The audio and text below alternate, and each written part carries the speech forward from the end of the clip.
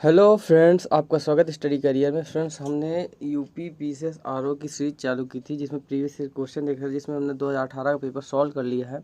जिसको भी पीडीएफ चाहिए आपको हमारे स्टडी करियर के टेलीग्राम में मिल जाएगी, और इसकी भी पीडीएफ आज मैं आपको स्टडी करियर के टेलीग्राम में डाल दूंगा। तो जो भी लेना चाहे वो जहाँ के प्रीवियस क्वेश्चन ले सकता है। और कल से मैं आपको यूपी पीसीएस आरओ का जो मेंस का पेपर हुआ था वो हल कराऊँगा। इसके साथ क्लास स्टार्ट करूंगा। और प्लीज़ फ्रेंड्स, अगर क्लास अच्छी लगे तो सब्सक्राइब मी चैनल और प्लीज़ शेयर मी। चलिए स्टार्ट करता हूं। तो 100 तक हो गए थे। 101 नंबर में देखेंगे तो हमारा रीजनिंग है, 101 नंबर में रीजनिंग है। और इसके आगे देखें तो 102 में भी रीजनिंग है। आप पेपर डाउनलोड करके उसमें आप पूरा पेपर सॉल्व कर लीजिएगा जो रीजनिंग है, क्योंकि मैं रीजनिंग सॉल्व करूँगा तो फिर बहुत टाइम लग जाएगा। ये भी रीजनिंग है, ये पूरी रीजनिंग ही है। ये यहाँ से देखते हैं 108 नंबर में, उत्तर प्रदेश में किसान समृद्धि आयोग का गठन किस वर्ष किया गया था। ये बहुत पीछा का जीके पूछ लिया। किसान समृद्धि आयोग की स्थापना 2017 में हुई थी। कब हुई थी? वर्ष 2000 तक किसानों की आय दोगुनी करने के लिए उत्तर प्रदेश सरकार ने नवंबर 2017 में कृषि समृद्धि आयोग का गठन किया। मुख्यमंत्री आयोग के अध्यक्ष होंगे, जबकि कृषि मंत्री और नीति आयोग के सदस्य इसके उपाध्यक्ष बनाए गए हैं। ये आप रखिएगा याद। इस कृषि समृद्धि आयोग का अध्यक्ष कौन है? तो मुख्यमंत्री, मुख्य सचिव और कृषि उत्पादन आयुक्त को आयोग में सदस्य बनाया गया है। अगला क्वेश्चन देखते हैं। निम्नलिखित में से किसकी सबसे कम? तो श्रावस्ती की। ये तो बहुत रिपीटेड क्वेश्चन है और कई बार भी पूछा है, तो आप याद रखिए क्या इसका आंसर क्या होगा? श्रावस्ती। अगला क्वेश्चन देखते हैं। ये कितना डिफिकल्ट क्वेश्चन पूछा था, जो इसका आंसर खुद को नहीं पता क्या होगा। किसी में कुछ लिखा, किसी में। तो उत्तर प्रदेश राज्य में कुल सिंचित क्षेत्र का नहर सिंचाई क्षेत्र कितना %? अब इसमें सब पास दिया है, 27, 28, 29, 30 इस क्वेश्चन का। तो फ्रेंड, जो भी पेपर में किया हो या देने जाएं तो इस तरह का पेपर आपका क्वेश्चन आप छोड़ ही दें। अगला क्वेश्चन देखते हैं। इसको सोचिए तो पीतल की नगरी किसे बोला जाता है? पीतल नगरी किसे बोला जाता है? मुरादाबाद को। किसे बोला जाता है? मुरादाबाद। माचिस कहाँ मिलती है? तो माचिस। और खेल का सामान कहाँ फेमस है? और वैसे भी अगर आपको इतना भी पता होता तो आंसर आपको पता हो जाएगा कि माचिस बरेली की है, खेल का सामान मेरठ है। लकड़ी की नक्काशी कहाँ की जाती है? तो सहारनपुर में की जाती है। उत्तर प्रदेश का मुख्य लोकगीत नृत्य कौन है? तो बिरहा, चैती और ढोल। ये आपको याद रखना है। आला बुंदेलखंड का फेमस है। ठीक है। कजरी मिर्ज़ापुर उदयपुर में बहुत फेमस है। बिरहा, चैती ये पूर्वांचल का नृत्य है। ये सब आपको याद रखना है। ठीक है। इसका आंसर क्या हो जाएगा? डी। अगला क्वेश्चन देखते हैं। उत्तर प्रदेश में प्रमुख लोक नृत्य, ये लोकगीत थे, अब ये लोक नृत्य हैं। लोक नृत्य कौन कौन से हैं? कौन कौन से? चरकुला, कर्मा और पांडव। ठीक है। कौन कौन सा है? चरकुला, कर्मा और पांडव। इसका आंसर क्या हो जाएगा? B number. अगर आपको नहीं पता तो आप देखिए इलिमिनेट कैसे कर सकते हैं। कथकली, ये तो ठीक है। कथकली कहाँ का है? केरल का। अब इसमें गरबा कहाँ किया जाता है? गुजरात में किया जाता है। और राव नाच, भांगड़ा, भांगड़ा कहाँ का है? ये पंजाब का है। तो इससे आप इलिमिनेट करके भी आप कर सकते थे अगर आपको नहीं बन रहा था। इलिमिनेट करना आना ही चाहिए आपको।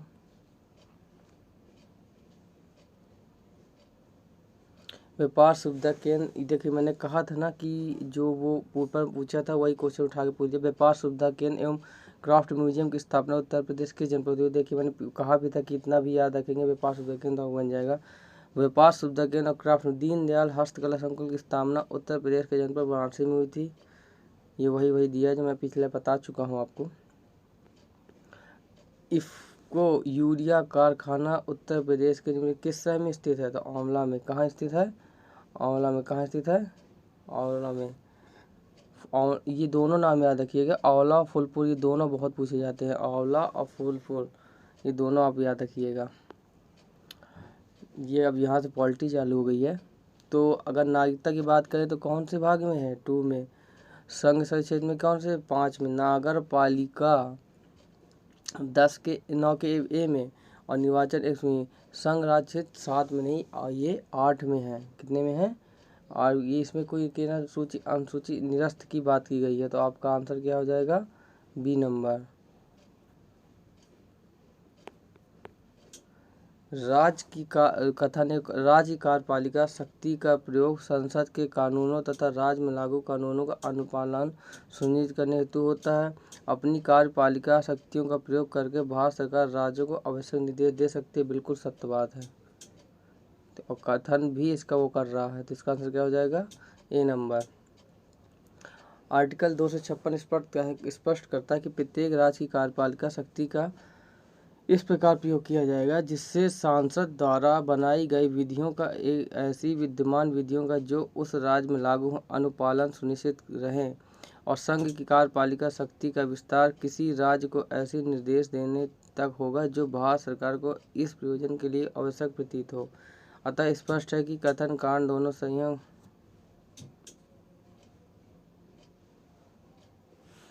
अब इसमें मिलाना है, अनुसूची को मिलाना। 7वीं अनुसूची का किससे संबंध है, 7वीं अनुसूची का संबंध किससे है, इसमें केंद्र, संघ, राज्य और समिति सूची की बात की गई है। 8वीं अनुसूची का संबंध किससे है, भाषाओं से। किससे है, 9वीं अनुसूची क्या है, कुछ अधिकरण के विधि, और 10वीं में दल परिवर्तन के अवसर के आधार पर निहत्ता की गई है। ठीक है, इसका आंसर क्या हो जाएगा, डी।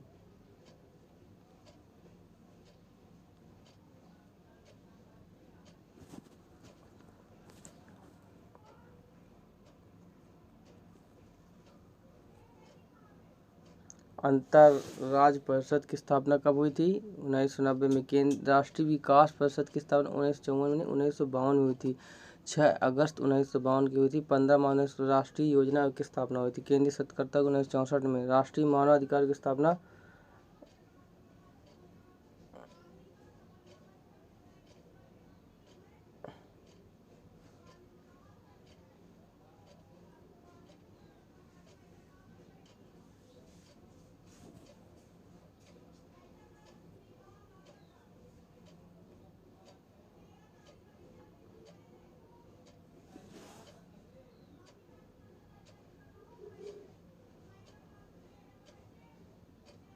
नीचे दिए गए कथन दिए गए हैं। एक अभिकथन ए और दूसरे कारण बी से सुनिश्चित करता है। जब एक देश के भुगतान उसके व्यापार, वस्तुओं और सेवा हस्तांतरण की विशुद्ध आय की प्राप्तियों अधिक हो जाते तो चालू घाटा कहा जाता है। जब एक देश में भुगतान उसके व्यापार जो उसके व्यापार वस्तु स्थान विशुद्ध आय की प्राप्ति से अधिक, हाँ बिल्कुल सत्य है। जब हमारे पास उससे ज़्यादा हो जाएगा तो हो जाएगा। चालू खाता तब होता है जब एक देश वस्तु से पूंजी अधिक निर्यात करता नहीं, बिल्कुल नहीं। निर्यात करने से तो पैसा और आएगा ना कि जाएगा।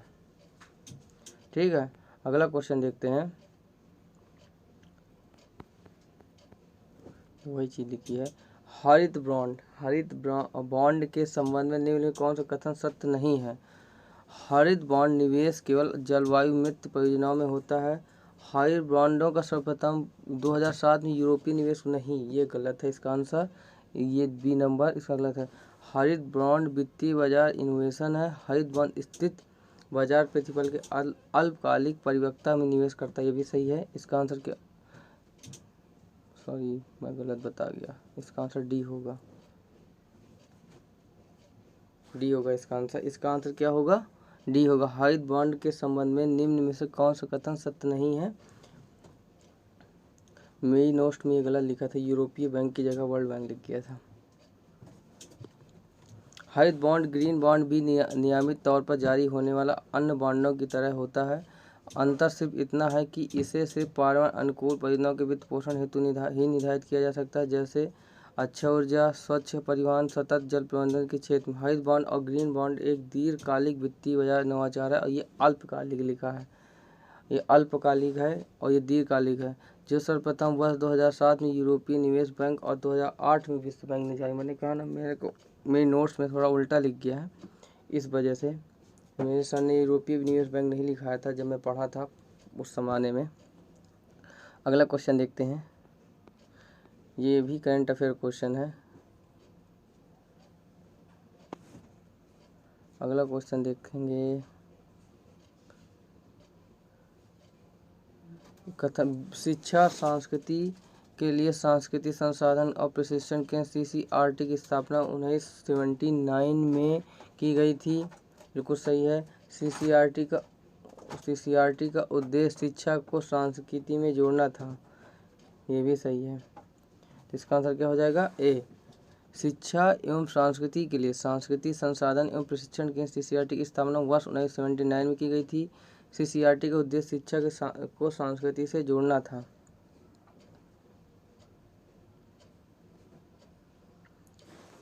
सांस्कृतिक संसाधन और प्रशिक्षण केंद्र CCRT एक अग्रणी संस्था है जो शिक्षा को संस्कृति के साथ जोड़ने का कार्य कर रहा है। इसकी स्थापना वर्ष 1979 में श्रीमती कमला देवी चट्टोपाध्याय द्वारा तथा डॉक्टर कपिला वस्यान द्वारा की गई थी। ठीक है, ये भी आप याद रख सकते हैं। ये क्वेश्चन, बांग्ला उत्सव निम्नलिखित में से किस राज्य में मनाया जाता है? तो ये कहाँ मनाया जाता है? मेघालय में। कहाँ मनाया जाता है? मेघालय में। कहाँ मनाया जाता है? मेघालय में। ये आप इस तरह क्वेश्चन याद रखिए, ये रिपीटेड भी हो सकते हैं। ठीक है, बांग्ला उत्सव मेघालय में मनाया जाता है। यह मेघालय के गारो जनजाति में बहुत प्रसिद्ध है। कौन सी जनजाति में? गारो जनजाति में। ये फर्टिलाइजेशन उर्वरता के देवता सूर्य को समर्पित फल सो है। इतना याद रखो, बहुत है।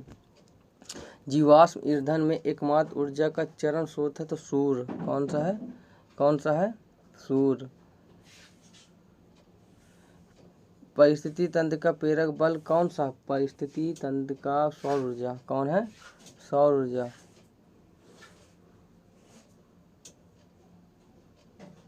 कौन है? सौर ऊर्जा।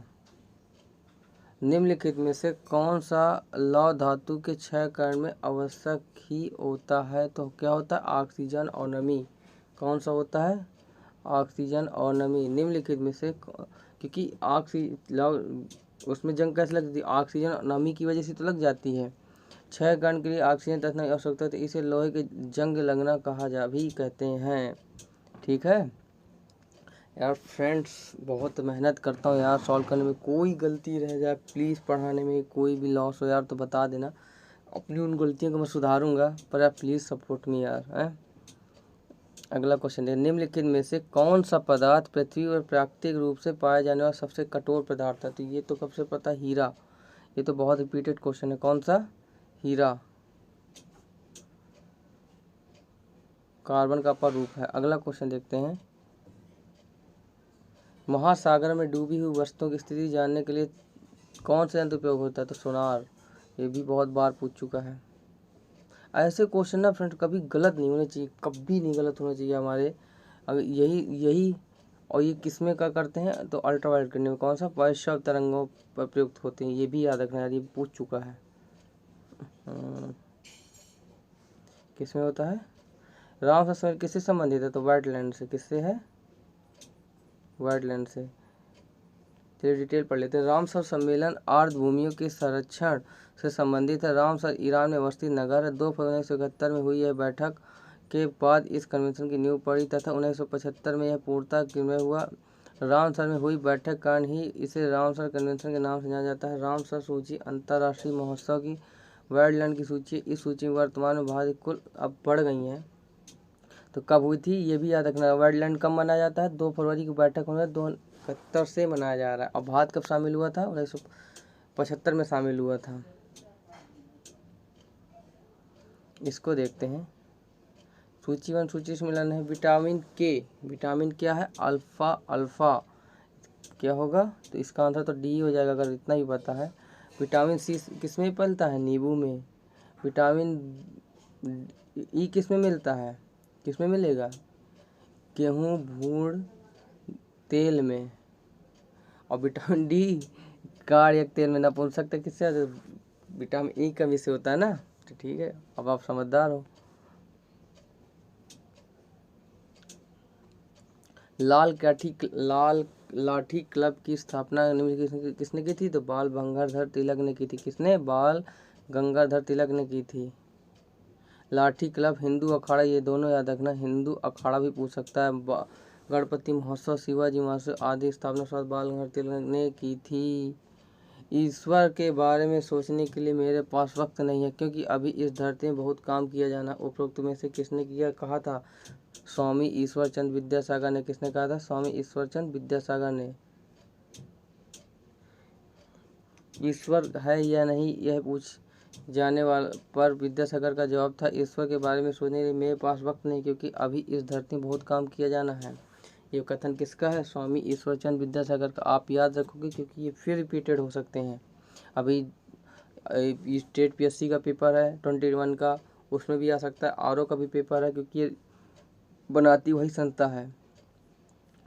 अगला क्वेश्चन देखते हैं। निम्नलिखित में क्लाइव का पूना भारत में आगमन इलाहाबाद की संधि तो 12 अगस्त, ठीक है। बक्सर के युद्ध तो 1964 को हुआ था। इसके बाद बैरिस्टर भारत में गवर्नर जनरल बन के आना, तो इसका आंसर क्या हो जाएगा? इलाहाबाद की संधि कब हुई थी? इसका कब? बक्सर 1964 में हुआ था। फिर इसके बाद क्लाइव पुनः लौट के आया था। फिर इलाहाबाद की संधि हुई थी। फिर वारेन हेस्टिंग्स भारत के गवर्नर जनरल, ये तो बहुत बाद में बन के आए थे, ठीक है।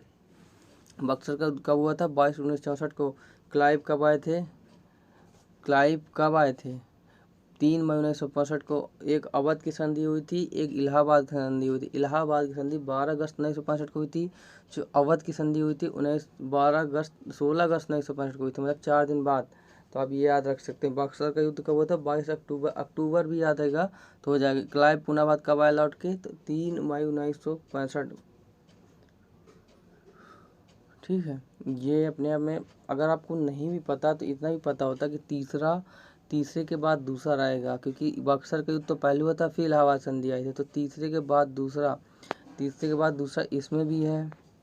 पर ये दोनों तो गलत है ना। ये भी गलत है, क्योंकि ये 2 पहले दिए हैं।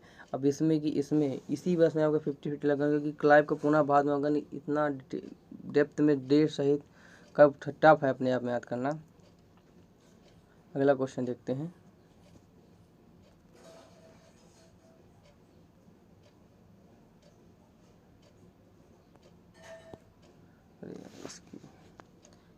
सॉरी फ्रेंड यार, मैं 10 पेजों की वो PDF ही लेना भूल गया। 1 मिनट ले लेता हूँ जल्दी से।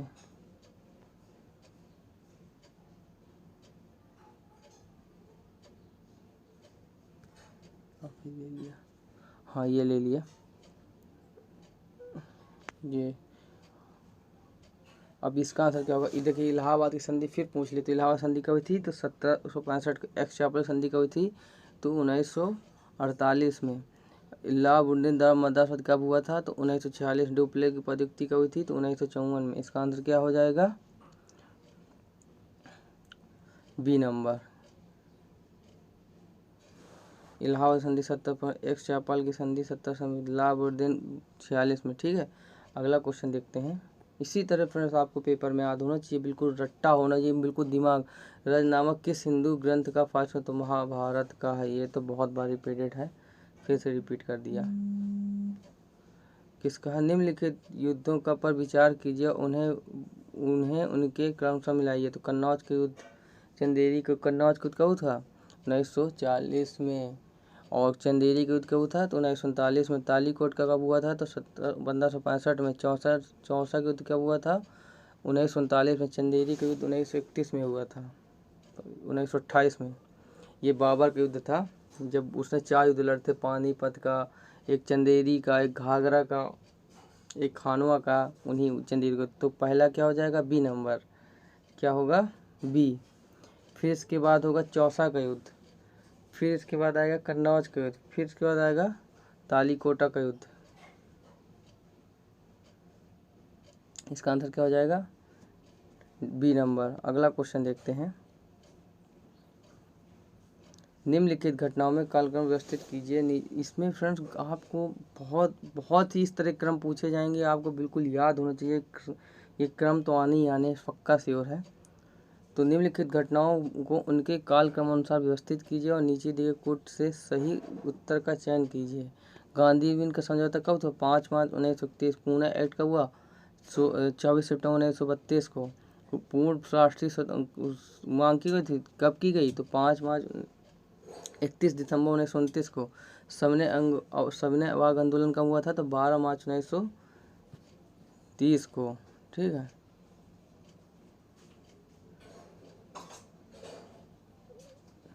ये गलत है फ्रेंड, ये तो ख़त्म होने की बात है, ख़त्म होने की बात है।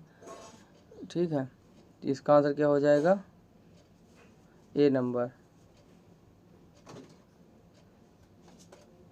सूची 1 को सूची 2 से मिलाना है। इंडियन एसोसिएशन की स्थापना किसने की थी? सुरेंद्रनाथ बनर्जी ने। किसने की थी? सुरेंद्रनाथ बनर्जी ने। तो 2-2 किसमें? तो ये ख़त्म, ये भी ख़त्म। पूना सार्वजनिक सभा की स्थापना किसने की थी? तो महादेव गोविंद ने की थी। ठीक है, बम्बई प्रेसिडेंट की स्थापना किसने की थी? फिरोज शाह मेहता ने। कब किसने की थी? और मद्रास महाजन सभा की स्थापना की थी अनंत चार्लू ने। तो इसका आंसर क्या हो जाएगा? ए नंबर।